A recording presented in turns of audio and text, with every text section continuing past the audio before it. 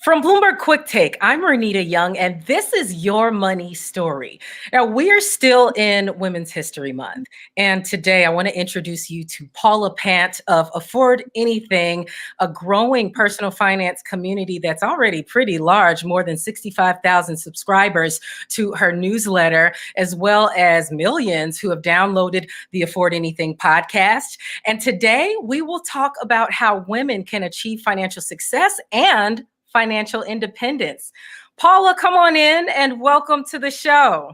Thank you. Thank you so much for having me. Absolutely. So, of course, here on Your Money Story, we start with your money story. And I want to talk about how you grew up the child of immigrants and you saw how frugal your parents were growing up after you guys immigrated here from Nepal. Tell me how that shaped the way that you related to money in your early adulthood. Sure, absolutely. So my parents, I was born in Kathmandu, Nepal. I was 2 months old when I came to the United States. And so I watched my parents as I was young. They went through that getting started, that getting established. You know, they shortly before I was born, they bought their very first car ever. It was after I was born that they moved out of an apartment and we got a very small home, a small starter home that my dad didn't even have the money for a down payment. So he had to borrow the money from someone that he worked with to get the down payment to get into the starter home. And so now that I'm an adult, I see a lot of my friends worried that, oh, I'm 35 and I haven't hit X goal yet, or I'm 40 and I haven't hit X goal yet. And I think back to my parents, who all of these milestones, oftentimes in the United States, people get their first car at 16. Mm-hmm. My parents got their first car at like 43. So I just watched my parents go through these milestones later in life. My dad opened his first retirement account when he was 50. And we were very frugal because we had to be. And so a lot of that chasing status symbols of, designer brand handbags or nice cars, that just wasn't in our consciousness. We never felt deprived. It just wasn't part of our lives. And likewise, it wasn't necessarily in your consciousness either. But you obviously were not always financially independent. You became so in your adulthood. But take me to the moment when you started to think that maybe I can go about this differently. It happened when you graduated from high school, right? When I graduated from college. College, pardon me. Yeah, when I was in college, I really wanted to study abroad. That was a big goal, except study abroad programs were prohibitively expensive. They were $15,000 to $20,000 for a single semester. And so my thinking, being someone who's naturally frugal, my thinking was, you know what, I honestly, I don't want to study. I just want to go abroad. And I thought that if I graduate, work for a few years, save up some money, I could then quit my job and go travel, and I could do it for a fraction of the cost. And so that was always my plan. And so when I was in my early 20s, and a lot of my friends were trading up to, getting nicer apartments with, were nicer cars, or they were going out and buying, $14 drinks at bars. I was instead focused on saving as much money as possible in a travel fund. And so that was, I think, probably the point in my money story where I got very clear on what my goals were, even though those goals were different from what society says they should be. Mm-hmm. And I became obsessed with saving money for a specific goal, despite the fact that meant that I wasn't, quote unquote, keeping up with the Joneses. Got it. And so I understand you did this by any freelance gig that you had. You chucked the money away in savings, eventually saving up enough to go abroad. And so this all kind of points us to afford anything. Yeah. You have a philosophy that says you can afford anything, but not everything. Exactly. Can you first explain to us what do you say that means and how it relates to not just your money, but the rest of your life? Sure, absolutely. So you're absolutely correct. So over the span of 3 years, I managed to save up $25,000.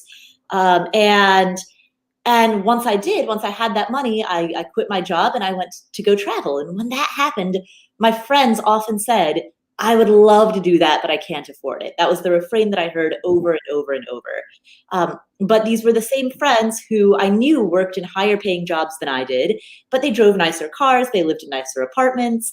And so that was where I really came up with this philosophy that you can afford anything, but not everything, meaning every choice that you make carries a trade-off. Saying yes to something implicitly means saying no to all other opportunities. And that doesn't just apply to your money, that applies to your time, to your energy, to your focus, to where you direct your attention. So it applies to every decision that you make in your life. And what happens is that often I find that we're unconscious of these trade-offs. You know, some given opportunity may sound interesting, like, oh, I would love to do X, Y, Z. I'd love to go to that concert. I would love to live in a bigger home. But we don't pause and think about, what am I giving up in order to do this? So the afford anything philosophy was really born of making that question clear. That makes sense. When you think about it, you can't afford everything, but you can afford anything. And so, talk just a little bit more about how this, how you apply this to your focus, energy, and attention. Sure, absolutely. So, oh, this has happened so many times during my life, especially as I've been navigating my career. The job that I quit when I went to go travel, my peak income at the time that I quit was $31,000 per year.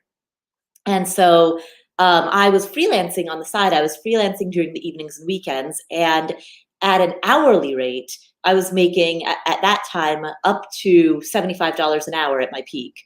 So here I was working this 9 to 5 day job in which I earned 31,000 a year, but I was making much more money on an hourly basis as a freelancer. And so it became clear to me that that was where the opportunity was. And as I ventured after I quit that job and started traveling, I decided I was going to make a go of being a freelancer full time. And in that world, I mean, the amount of things you possibly could do are endless. Like, Hmm. no shortage of, do I grow my business this way or that way? Do I spend more time on social media or on sending pitches? Do I accept this particular gig, which is money immediately, but it's kind of low paying? Or do I say no, and despite the fact that I don't have something else, and refocus that time on trying to find something else that is higher paying? Like, there are endless decisions to make, and every single one has a trade-off. And you've worked it to really work with you and the kind of life you want, the kind of schedule you want, how you want to spend your time. And so that's a lot of what you teach people. And we're talking about women today for Women's History Month. It's a lot of what you teach folks on Afford Anything. And so, because it's Women's History Month, we know that there's a strong case for women to achieve financial success and become financially independent. What is your case for why women need to become financially independent? Oh, well, so I define, let's start with the definition of financial independence. In the way that I define it, and the way that I understand it, is I see financial independence as the point at which your potential passive income, which is typically through investments, is enough to create a safety net. It's enough to cover a bare bones, standard of living, so that, and particularly I think for women, there are many times that women have to make, when it comes to trade-offs, have to make decisions about, do I become a caregiver for maybe an aging parent or an aging grandparent, or do I pursue this other opportunity that would be a great career opportunity, but would require me to move 1,000 miles away from my family? And all people make that decision, men and women both. But we see those kinds of decisions come up throughout our lives.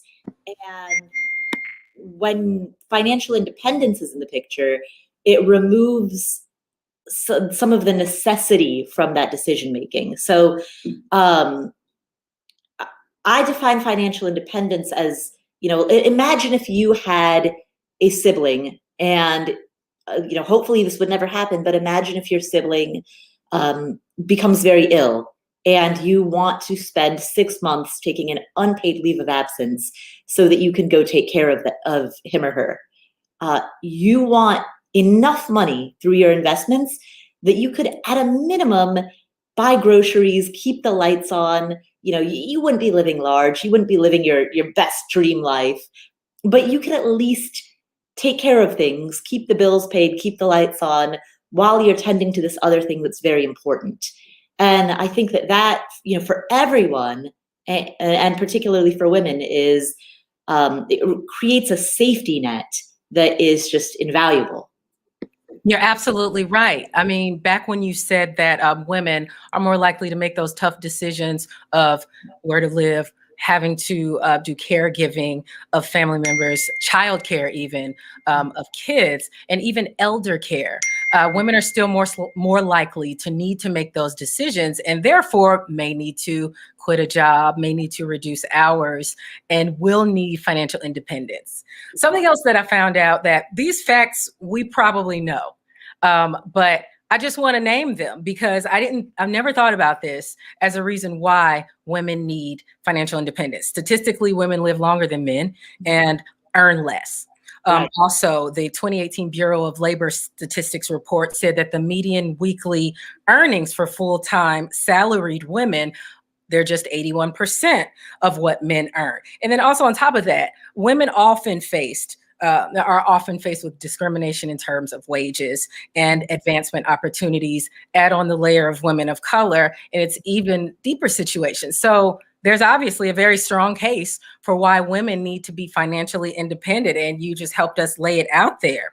And so one part of your philosophy as well, I find that you had a very, very unique perspective on budgets that not a lot of personal finance experts actually have. And we know that as adults, we should have a budget because it's the right thing to do as grown-ups, right? Exactly. But what about the people who hate budgeting? What should they do? Well, you're in good company because I'm with you. And so I've developed this approach that I refer to as the anti-budget. The anti-budget is very simple. So the first thing that you do is you decide how much money you want to save.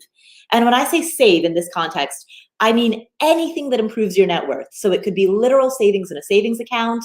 It could be money like additional payments that you put towards the debt above and beyond the minimum payment required. It could be contributions to a retirement account. Any improvement of your net worth is what I mean when I say save. So decide how much you want to save, and that could be either a raw dollar amount or it could be a proportion of your income, doesn't matter, but choose what that's going to be, pull that off the top first, and then whatever is left over is yours to spend. And I think the simplicity of the anti-budget makes it more likely that you'll follow through, because so many budgets demand that we excessively line itemize everything to the point where we know exactly how much money we're spending on toothpaste and dog food. and like, who has time for that? And who can stick with that?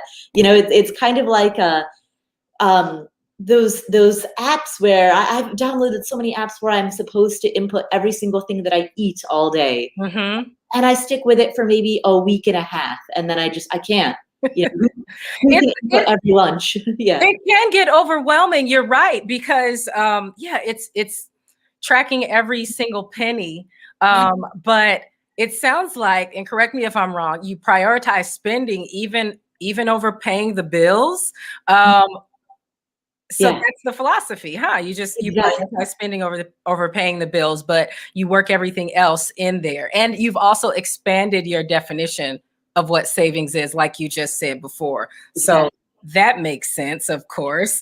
And so speaking of saving, what are some very practical ways people can start saving right now? Women can start saving. Mm-hmm. So this is a great question. So first of all, when I think of savings as a framework, there are two choices. What you want to do is grow the gap between what you earn and what you spend. And oftentimes the word savings has this connotation of a reduction in spending. But I want to move away from that connotation and focus on increasing the gap between income and spending. And once we look at it in that context, then the best way to, for some people, depending on who you are, the best way to save may be to earn more. That's not true for everybody, and that's not true in all contexts, but I want to make that clear because the word saving it does have that connotation of a reduction of spending, and that's not necessarily always the best approach for everyone. So if the goal is to increase the gap between what you earn and what you spend, there are fundamentally three ways to do it. You could either earn more, you could spend less, or you could do a combination of the two. Now, if we do want to talk about the spend less side of the equation, we'll discuss that first. Oftentimes, the discussion tends to center around consumer discretionary purchases. So I think we tend to give undue focus to these small tweaks that we can make. Oh, don't go get manicures, and unfortunately, those are sort of the expenses that happen in the margins, and they because of salience, like it's easy for them to come to mind, and they're easy adjustments to make. And so oftentimes the discussion, I think, over focuses on those, when in fact, the majority of spending in most US households are the big three: housing, transportation, food. So if you really want to cut back on spending, those three areas, reducing the size of your home, radically altering your transportation. Maybe you go from a 2-car family to a 1-car family. Mm-hmm. These are harder adjustments to make. I mean, we're talking about selling your home and moving to somewhere, to something that's 1,000 square feet smaller. Like, that's not an easy shift. Right. It's much more meaningful than some of the consumer discretionary stuff that tends to get, I think, overemphasized. Okay.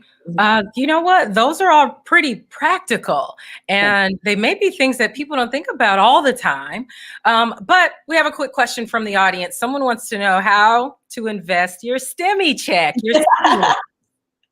All right. So fundamentally, how to invest your stimulus check is how to invest any amount of money, particularly, if you weren't expecting this money and you don't need it to pay your bills.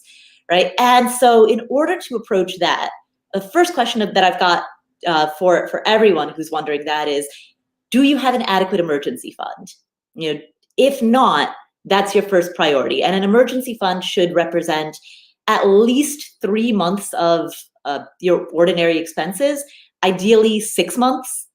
If you really want to be very, very taken care of, you can even increase that to 8 or 9 months. But somewhere in that window, make sure you've got a good emergency fund. That's first and foremost. Second, the next question that I've got for you is, what is the timeline of that investment? So if you are investing money that you intend to use for retirement, and if you are 25 years old and you want to retire at 65, that retirement is 40 years away, then you can invest that money in a very different way than someone who wants to invest that money for the purpose of sending their child to college. They want to invest that money in a 529 plan, so that their kid can go to college in 15 years, right? So the timeline associated with that investment, which is another way of saying the goal associated with that investment, is going to influence the type of risk that's appropriate for that investment. Okay, that makes sense, because it's like you have to have a plan for it. It depends on what your desire is with that money. Is what you're saying. That determines, how much of it you invest, whether you put it in the savings or elsewhere. Right. Markets maybe. And so end in mind, essentially. Right. It makes sense. And so I want to know if you have any special investment strategies that women can go ahead and use right now. Ooh, special investment strategies. Well, I mean, I don't know how special it is, but here are a few of my favorites. So first, tax advantaged accounts. These include 401ks, 403bs, IRAs, Roth IRAs, HSAs, if you have a health insurance plan that's HSA eligible, those types of tax advantaged accounts are enormous. Like they provide, in addition to getting the growth that comes with the fact that this money is invested in the market, you also have various tax advantages that come from the very nature of these accounts. So I absolutely encourage people to look to those types of accounts first, if it's appropriate for the timeline of the investment. Low cost passively managed index funds are a favorite of mine because an index fund is a fund in which you are not betting on a single company. So it's not like buying an individual stock in which you are trying to assess if Tesla or Nike or Coca-Cola is going to do well. You are instead buying a big basket of stocks that replicate an underlying index. Mm-hmm. And that means that you will do, ideally, as well as or as poorly as that underlying index. No better, no worse. And mutual funds also set out to, actively managed mutual funds also set out to defray some of that risk by investing in a basket of stocks. But actively managed mutual funds often have very high expense ratios, meaning high fees that are not necessarily justified. And so you can get that same diversification, but eliminate the fees by focusing on index funds instead. So tax advantaged accounts, index funds. Great. And it sounds like those are really good. A lot of first-time investors and relatively experienced investors watch Your Money Story. And that sounds like it's pitched to both the risk averse and the people who don't mind a little bit of risk. And so we're coming to a close shortly, but of course, men and women watch Your Money Story. And so there are a lot of people watching this who want to know how they can do what you did, escape their 9-to-5. And so what's the single most important thing that people need to know before they do this? You wrote a book about it. I'd say two things. One is, however you plan on making money outside of your normal 9-to-5, do that, test drive that while you're still at your 9-to-5. So during the evenings, the weekends, whatever you have some time off, test drive your idea of how you're going to make money. And this will do two things. One is it will give you a little bit of extra money, some extra savings that will buffer that transition. But secondly, and honestly, I think what's more important is it gives you proof of concept. If you have this idea of how you're going to make money outside of your 9-to-5, you test it, you see if it works. If it does work, great. And if it doesn't, you learn that while you still have your day job. Mm-hmm. And then you can pivot, you can tweak, you can iterate while you still have the security of that paycheck. So that's the first thing that I would say. And the second thing is think big. After you do leave your 9-to-5, be clear on if you're trying to build a lifestyle business versus something that's going to take outside funding. Like it's fine to build a lifestyle business, and that's what I've done. But just because you're building a lifestyle business doesn't mean that you need to necessarily think small. Like you can impact a large number of people, and the greater impact that you have, the more you make. Like not only do you make money, but you help more people. You build a team. You have more flexibility as a result of not trying to do everything yourself. A lot of times people who leave the 9-to-5 try to do everything on their own. And sometimes it's better to, bring in a team, create a team of people who compensate for your weaknesses and help you focus on your strengths. All right. That sounds really good. Very well put. And as you can hear, we're in a live studio, so you can hear a little bit of the news happening behind. But before we end, I have to ask you about the concept of purpose, because that's included, of course, it's woven into just about everything you talk about on your podcast and on your blog, and even when you're speaking at FinCon. And so just how important is it that one understands what purpose means to them whenever they do consider escaping that 9 to 5? So, I mean, purpose, of course, is important, but it's also intimidating. Like, Mhm. the idea that you need to find your purpose in life. I mean, okay, I'll do that by lunch, right? Like, and so for anyone who's like, I don't know what my purpose is, I don't know what the meaning of my life is, that's a big question. To anyone who feels that way, what I would say is follow your curiosity.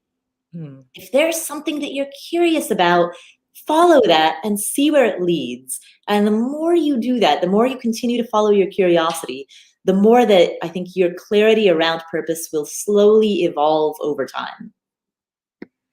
I think that's a perfect way and place to leave it. Paula Pant of Afford Anything, thank you so much for joining us. And folks in the audience, if you want to learn more about Afford Anything, you can find Afford Anything on social platforms across the web at Afford Anything. This has been Your Money Story from Bloomberg Quick Take. I'm Renita Young. Have a wonderful day.